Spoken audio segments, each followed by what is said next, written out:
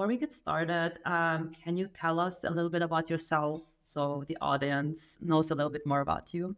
Yeah, of course. So my name is Sebastian. I'm a freelance web designer, developer, graphic designer, and also photographer. So I do What are you now? Since about 7 or 8 years now in Vienna. I was also part of a photo magazine called Auslöser, where we published 5 issues. And I was also part and founder and co-director of a photo festival called Off Grid. And now, since about 1.5 years, I have a small new project called Softcover, which is a specialty shop in Vienna for photo books, art books, and indie magazines. Yeah, that's the short version. The short version. Yeah, you've been busy. Yeah. We can tell you've been busy. So before you started freelancing as a web designer, were you employed somewhere? Or did you do like design at an agency, or what did you do before? Yeah, I actually learned media design and media technology as an apprentice. So I worked directly with an agency for 3.5 years. So this was my learning period, but at the same time it was working on a real business with real clients, real projects. So very hands-on, and could learn a lot. And those projects were like bigger clients like Volksbank in Austria, or Mercedes, or Österreichische Lotterien. So really huge website projects. And after my apprenticeship, I worked for Lomography, the camera company Lomography in Vienna, and there I was a digital designer. So I worked on the website, online shop, newsletter designs, and also some coding of the whole web projects. Yeah. Cool. And what made you become a freelancer? Kind of started to notice after the apprenticeship and after working for Lomography, kind of where my passion is, or like meeting a lot of people. I got to know a lot of creative people in Vienna. My passion was also always like in photography, or in the creative field of design, photography, publishing. So those like sections always kind of combined into one big passion of mine. I then started to get some just people or clients asking me for projects. I kind of figured out, there's a lot of stuff going on. There's a lot of work going on. So it made kind of sense to go freelance.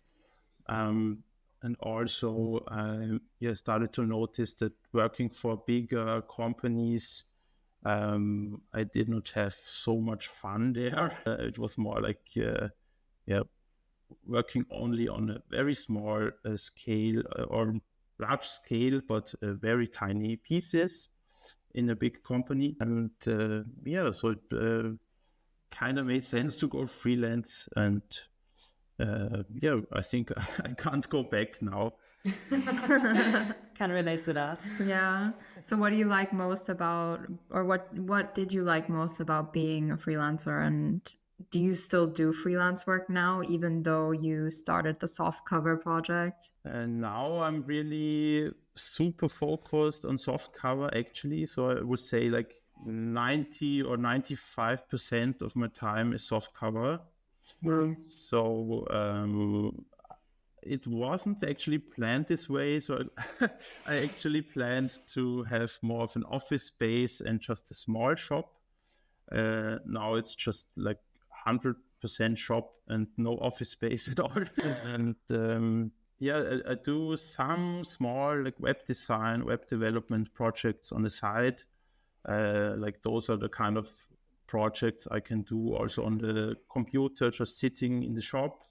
But like other works like photo projects or projects that have to be outside of an office, I can't really do anymore. And yeah, it's really tricky to figure out everything timeline wise and to manage all the projects and works at the same time. Yeah, and also now I'm really trying to figure out to manage my own personal life in combination of the softcover shop and freelance projects together. So taking more holidays or taking some time off is really important to try that now. Yeah. How do you manage that since it's a retail and you have to be there in person? How do you manage sick days and holidays? Yeah, it's very tricky. I have to thank my girlfriend for her great support. Sometimes she has time to take over the shop when I'm sick. Also, I have a friend of mine, Hanna, who is always there on Mondays. So I have off on Sunday and Monday. So that's 2 days a week. I don't have to work.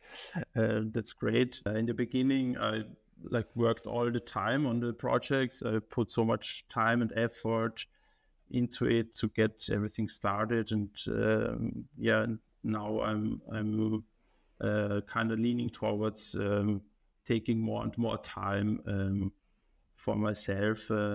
It's, of course, in the beginning, it's tricky to figure out how to calculate everything and how to figure out everything, how it works in the shop, what kind of work can I do from home.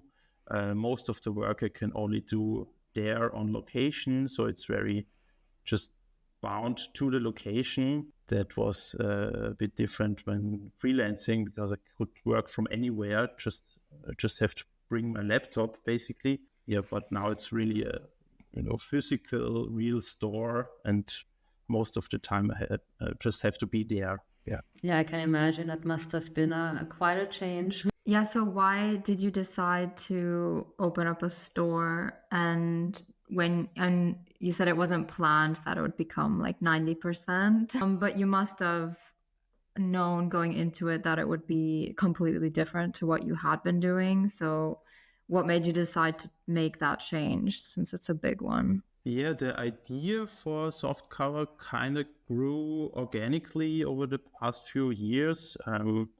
Through the two projects, Off-Grid Photo Festival and the Auslöser Photo Magazine, I got to know a lot of people in this community. I also kind of figured out there was no space like this in Vienna before that. So a space for photo books, art books, indie magazines, also some smaller print publications. It was really missing, I think, in Vienna. So it's really, I think it's really strange for a city like Vienna of 2 million people and such a rich history of culture and arts to not have a space for art books and print publications.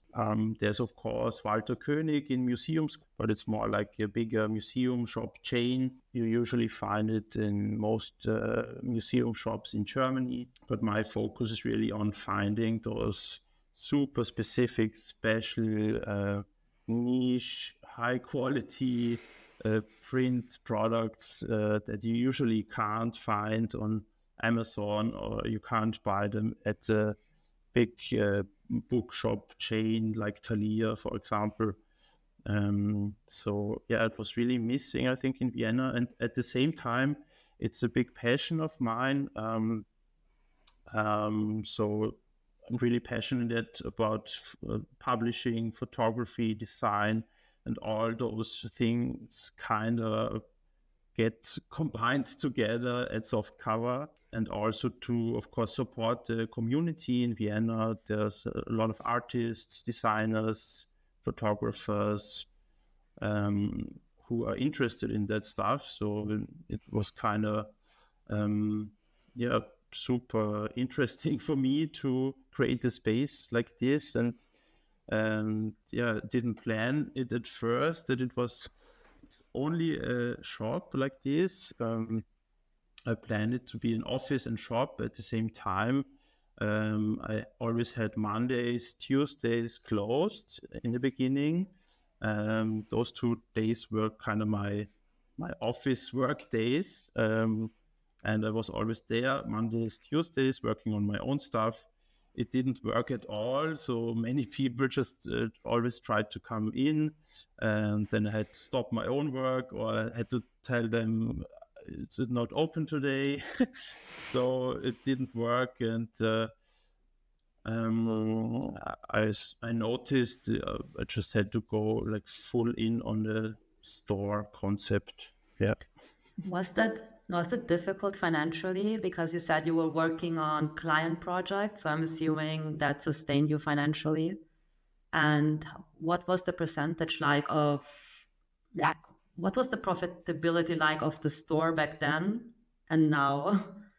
Since you didn't say that you stopped doing client work, however, it got way less now. So I'm just really interested in the financial side of it all. Yes, so by now I can fully live just by the shop. So I don't have to do any client projects actually.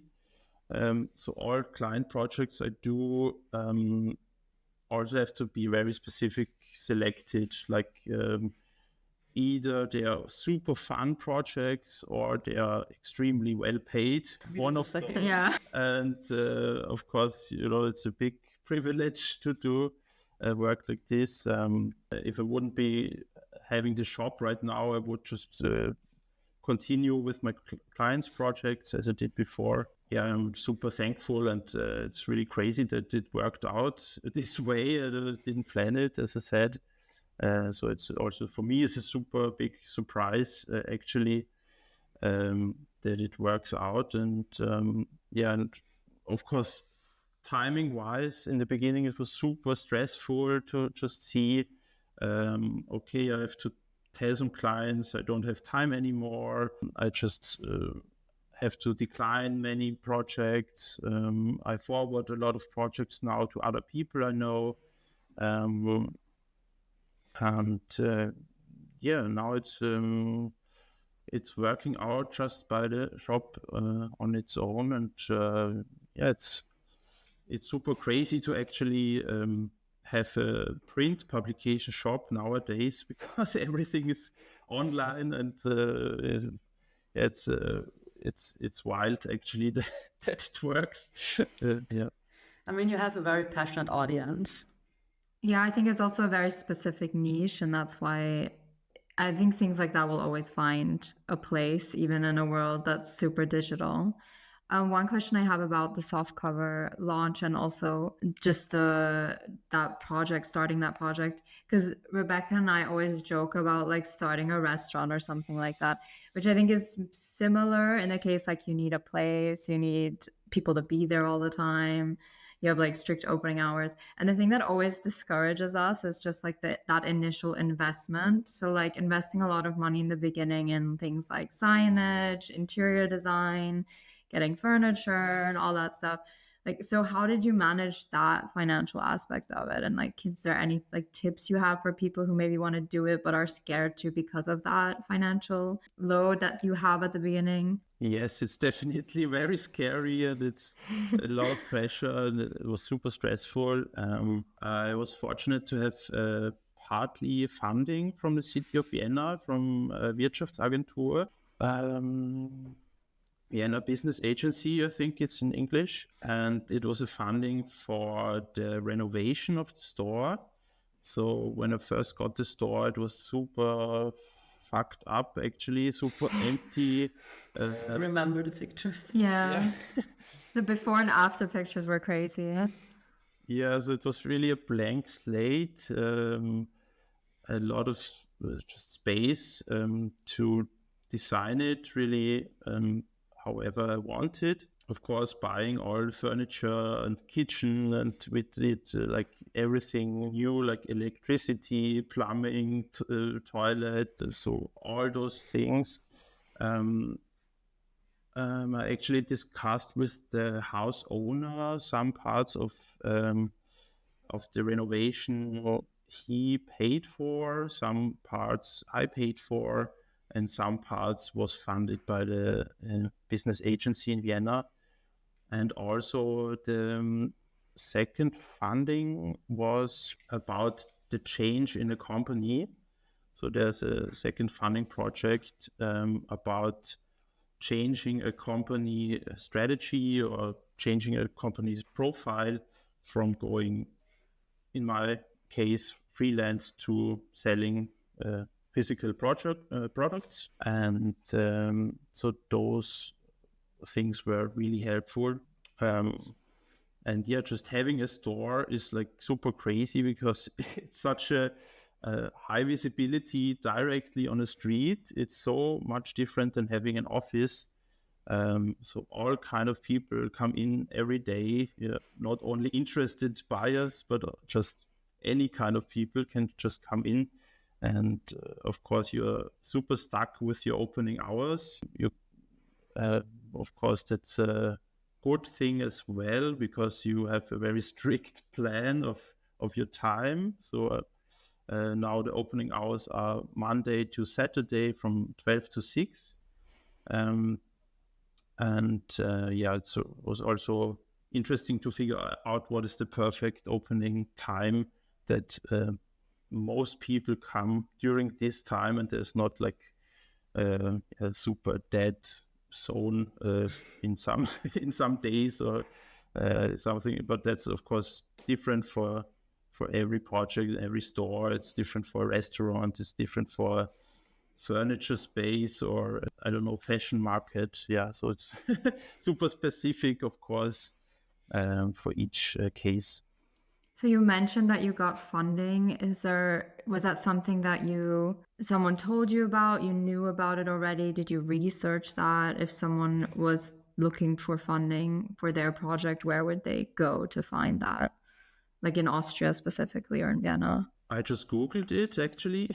So you just Googled like funding for renovation of a store, or? Yes.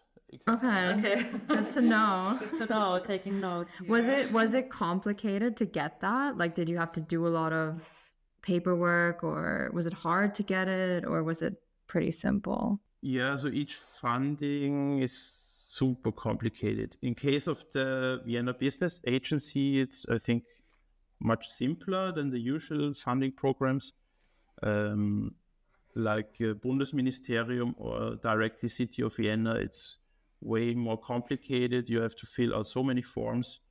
For the Vienna Business Agency, I can highly recommend it. It's super simple.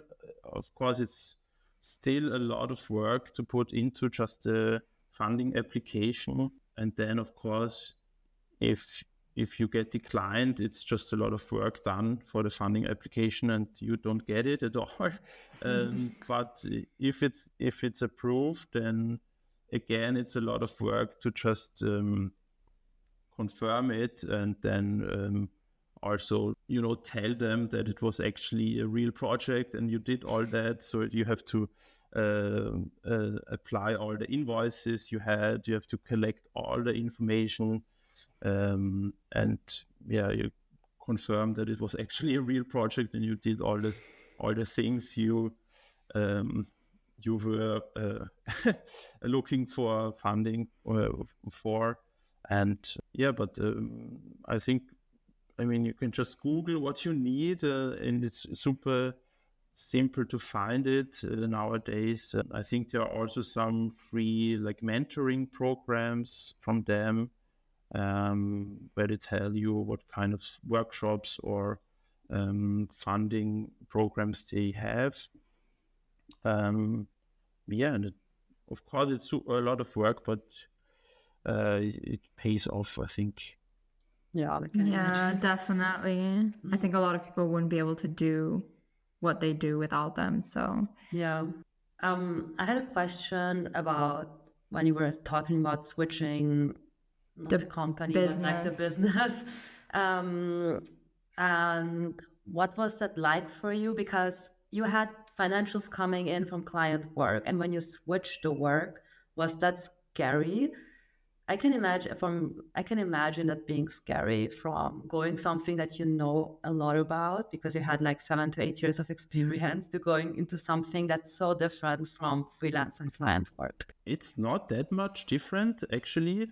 It's just different in the case of now selling physical products compared to selling services. But of course, you can also sell services as products. Now, the big difference is, of course, the physical difference because selling real physical products takes a lot of space. So, physical space is a big difference compared to selling services or online products. So you have to have the physical space.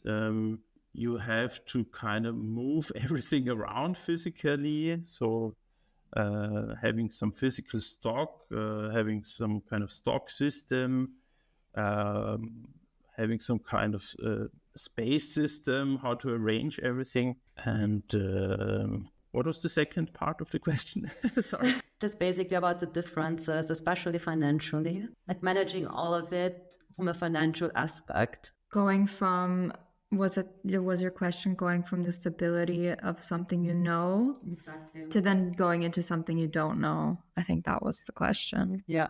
Yeah, it's super risky, of course, because I had to figure out like how to manage my time, not decline every project I got at the same time, and trust in the process that it works out.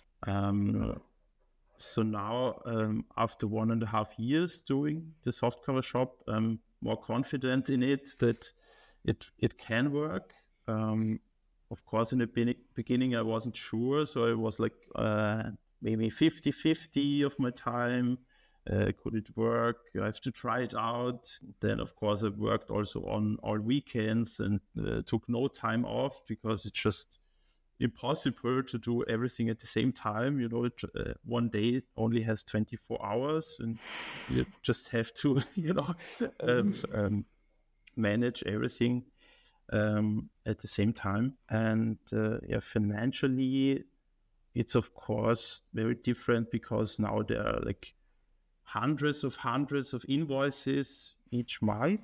So tiny pieces, like just selling one book, for example, is maybe 10 euros or 20 euros. But maybe selling a web design service is maybe 5,000 euros or something for just one invoice.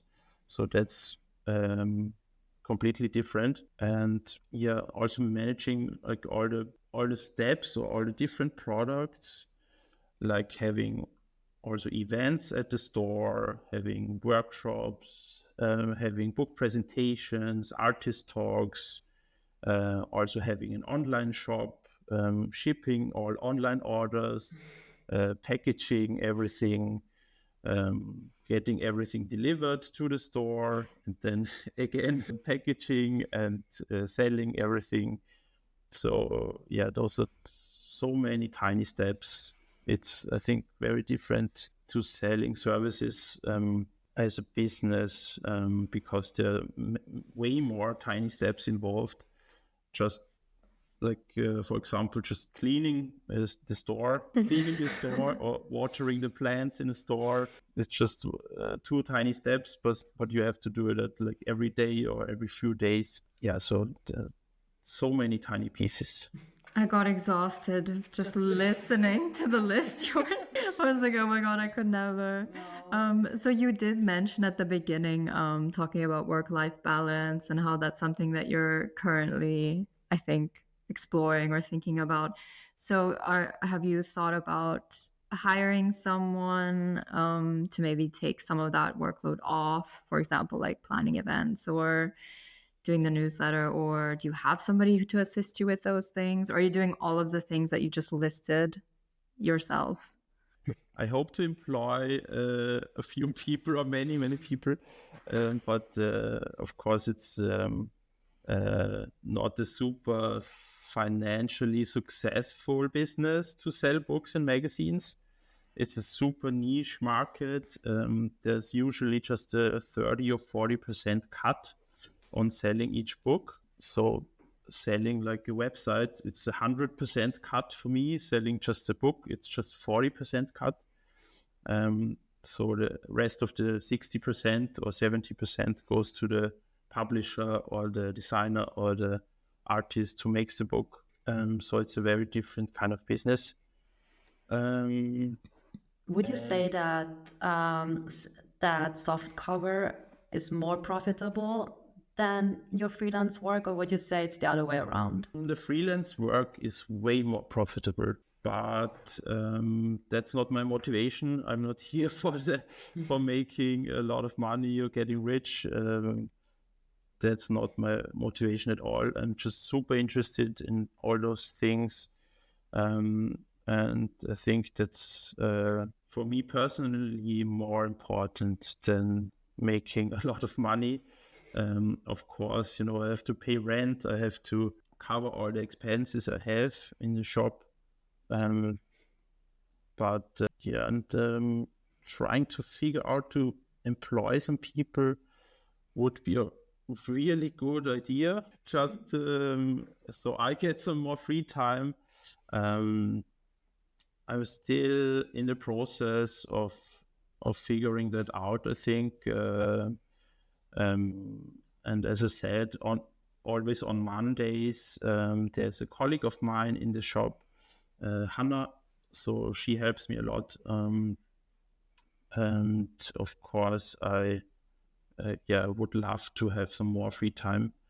I also thought about it, like now the shop is like going really well, so it works, everything is set up, and that I could maybe just do like 2 days in the store, and the rest of the days I could again do some more freelance projects. So that would be an idea, but I'm not sure yet. So have you been on holiday the last 1.5 years? Yeah, last year I was on 2 holidays. Oh, that's not bad. Each maybe 1 week. Oh, that's good. Because in our peak, like we didn't go on holiday at all for like 2 years. I'm taking my first holiday now. Yeah, she's taking her first like long holiday. Now it's been on for 3 weeks. So this is the first time I'm actually taking off 3 weeks as a whole. Yeah, in one go. Yeah, I was working on holiday, like in holidays. Wow. Yeah, there was just always so much to do. Yeah, so definitely. I was imagining that retail must be just so much more difficult because you have to be there in person. I can work from anywhere, basically. Yeah. But managing a store is just so much different to having an office or just like having a home office, like just working from wherever. Yeah. So do you just close the store for a week if you go on holiday? I feel like that's normal. Like there are stores in Vienna that will just close in the summer for like 1 to 2 weeks, and that's like their summer break. Is that something you do as well? Or do you have someone to stand in for you when you're gone? I always try to find someone who can stand in, because each day that is closed is actually a loss. So yeah, financial loss. And of course, also I want to earn the trust of people that want to visit the store.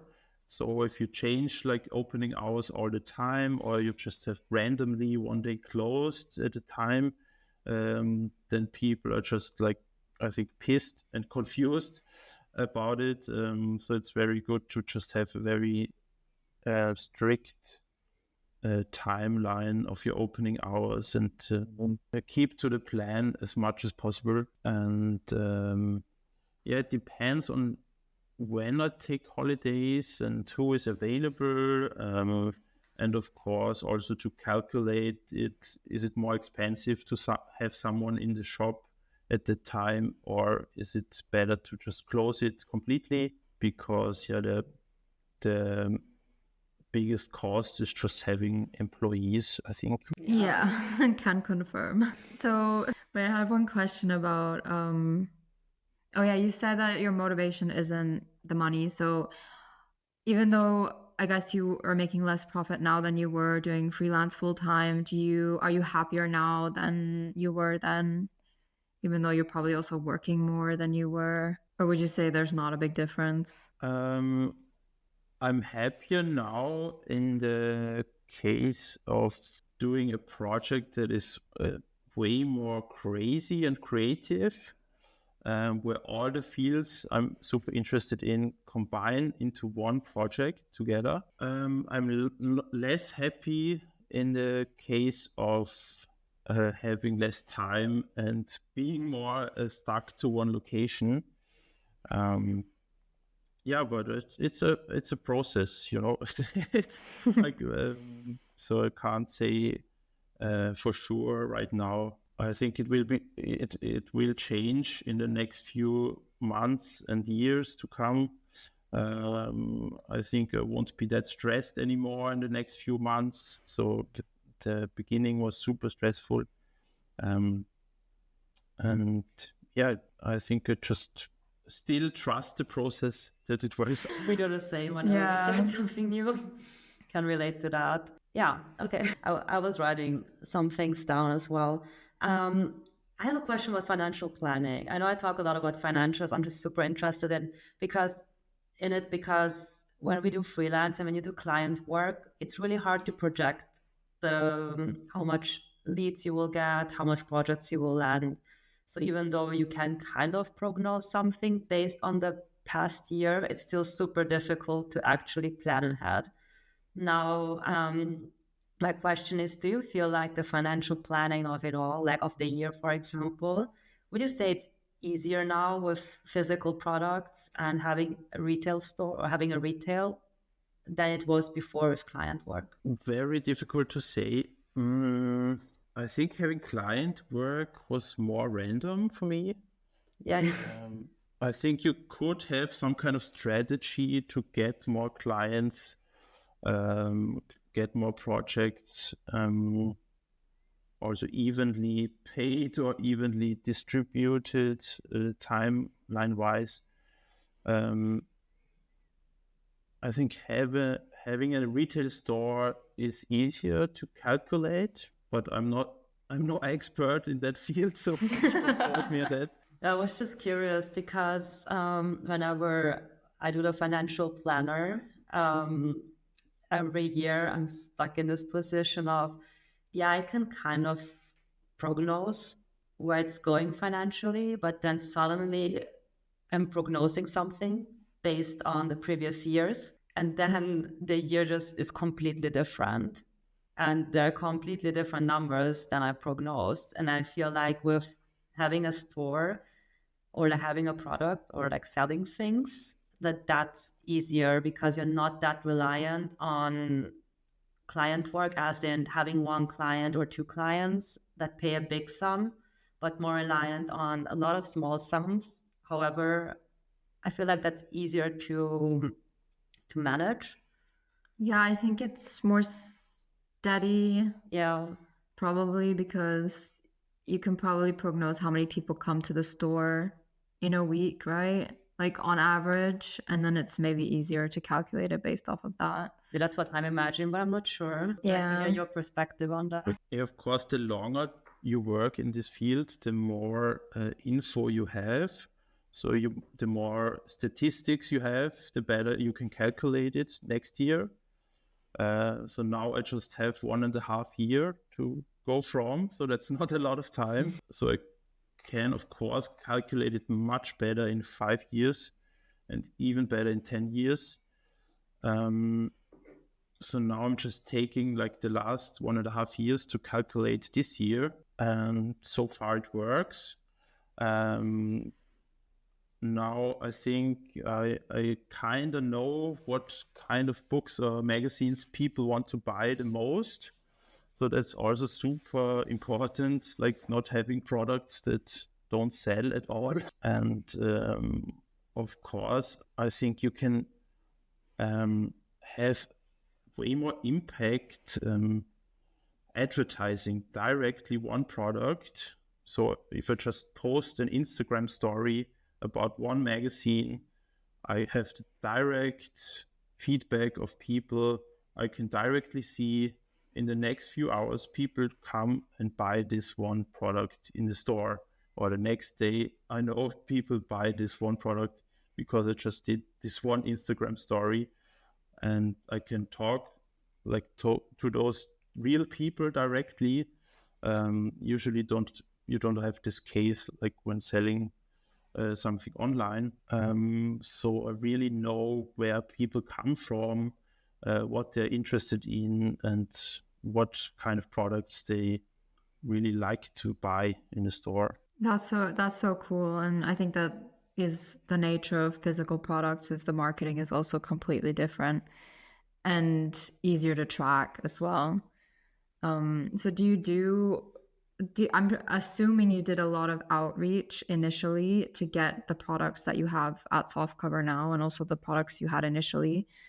Do you still do a lot of that, or do a lot of people also contact you asking you if they can sell their product to you to then feature in the store? How does that work? Like getting product and finding product, but also product finding you? And what's your decision-making process too, in terms of like whether you're going to sell it or not? Yeah, so by now it's a big combination of both. So a lot of people coming by, showing their books or magazines they want to sell.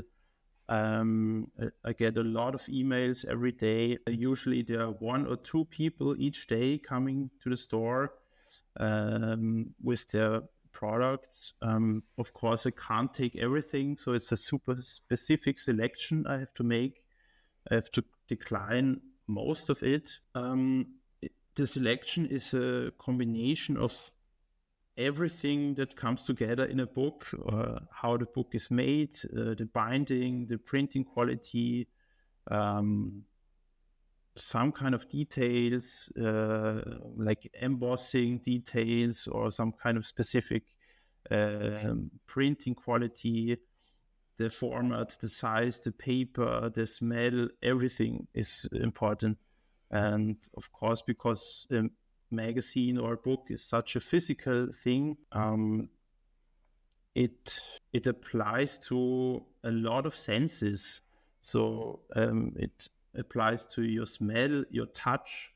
It's way more impactful, I think, than scrolling on a website. Of course, I don't want to blame anyone doing websites. It's amazing, but having a physical feedback of touch and smell, and always having for each product a different haptic feedback, is super interesting. So some people just buy a book because it has an interesting type of paper. So they don't care at all about the story or what the book is about. They just like the way it's made. Of course, some people just buy it for the story. Some people just buy it for the photos or some other aspect. Yeah, was that the question? Sorry.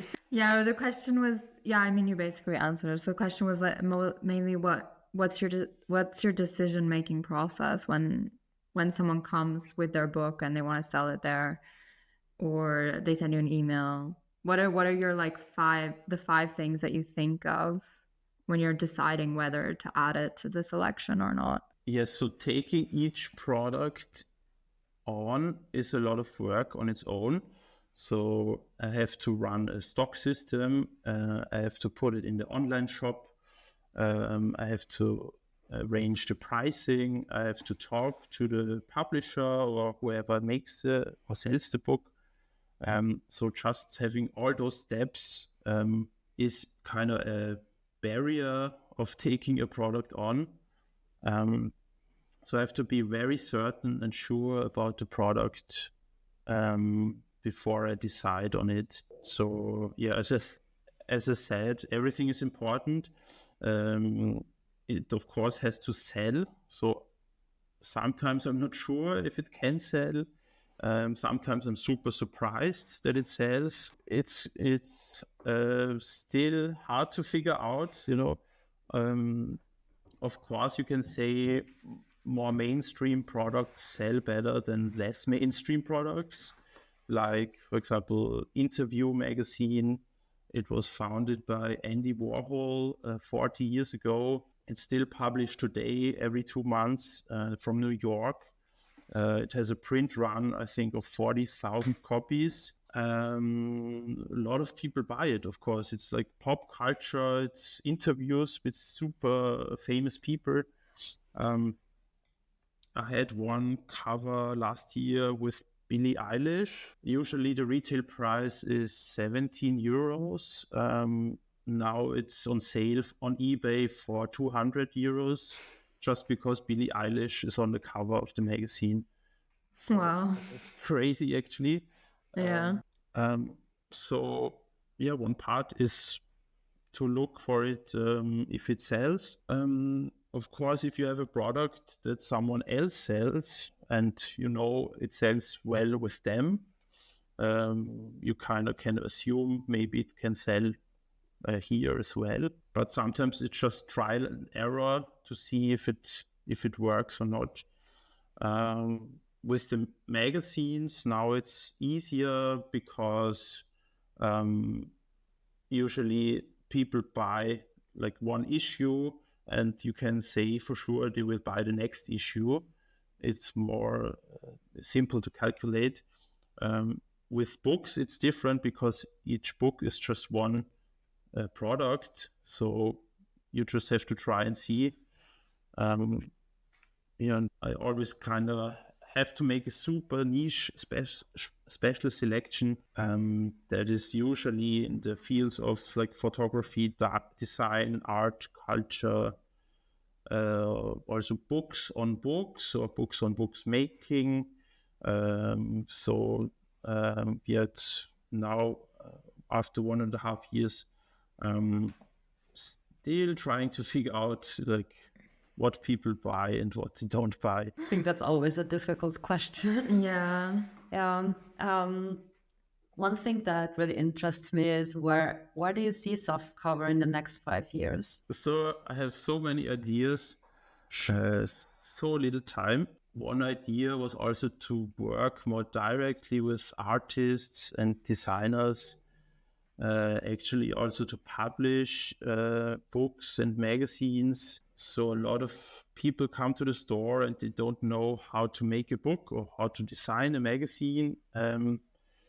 They have kind of a story or they have photographs or an idea and they want to make it as a book or publish it. And so I think offering workshops for those kind of scenarios would be a good idea. Maybe also to do more like support of artists, supporting small publishers. Yeah, what else? Of course, I'm always super interested in creating my own books and magazines. Surprise. It's a tough time to see so many really great projects, and I can't do them on my own. Also doing more in the community, of course, being more part of exhibitions, art book fairs, festivals.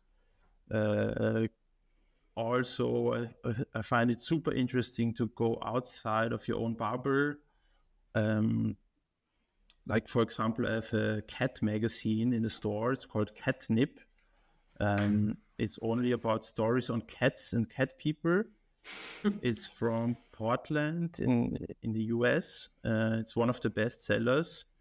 And usually people that come to my store are somehow in the bubble of design, photography, or publishing, or art. And I think it's super interesting to go outside of the bubble and sell products that I already have, like the cat magazine, but for people that are interested in cats. So it kind of seems obvious to think that way. But usually, it's not the case. Like if you sell a photo book, you assume people buy it because they're interested in photography. If it's a magazine about cats, you assume it's interesting for people that are interested in cats. So you could go to cat festivals or cat fairs, like the Haustiermesse in Wien. Mm-hmm. That's hilarious. Yeah, I really would love want. that I for really you. want this book now. Do you still have one? Yeah. Okay, I'm gonna come we're by. coming I'm over. coming by. I think I need that. I have bought so many magazines or books just because it has cute pictures of cats in it.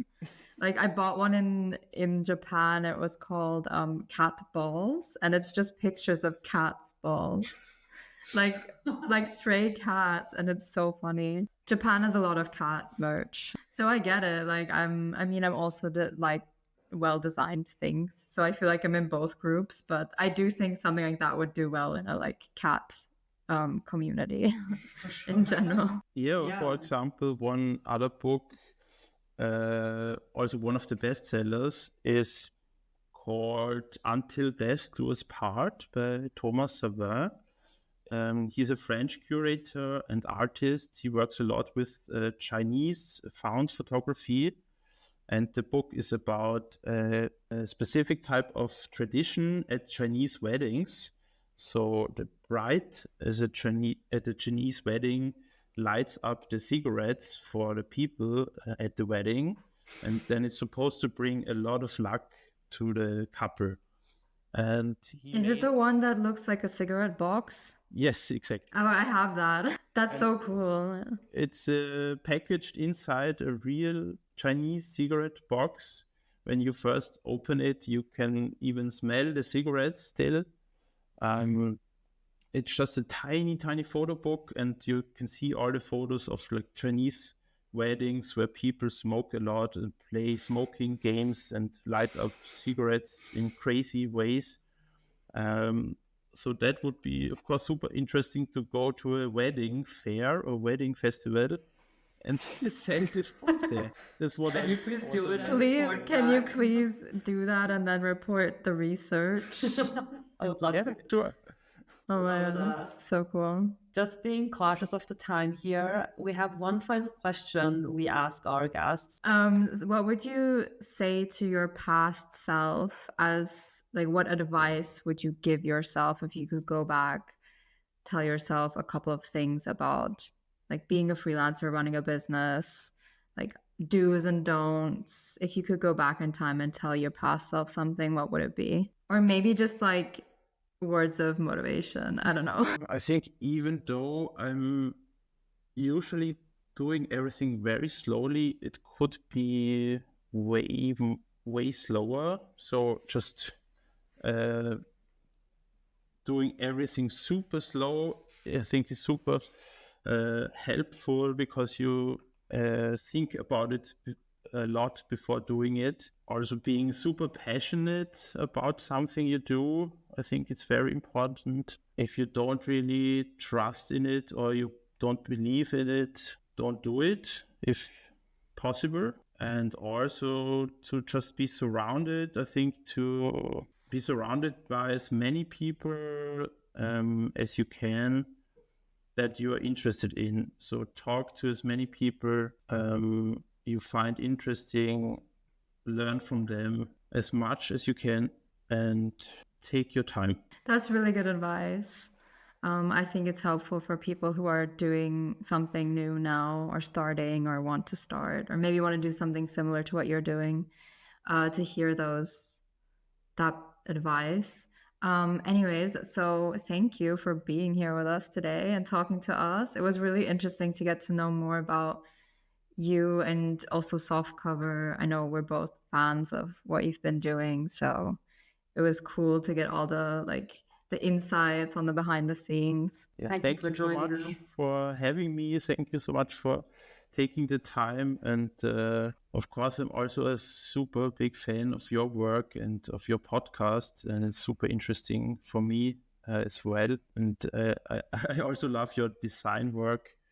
So I can only give back. Thank you for listening to this episode of Never Went to Business School. Don't forget to follow us here on Spotify. And if you enjoy our content, check out our YouTube channel for more educational videos and subscribe to our newsletter on Substack.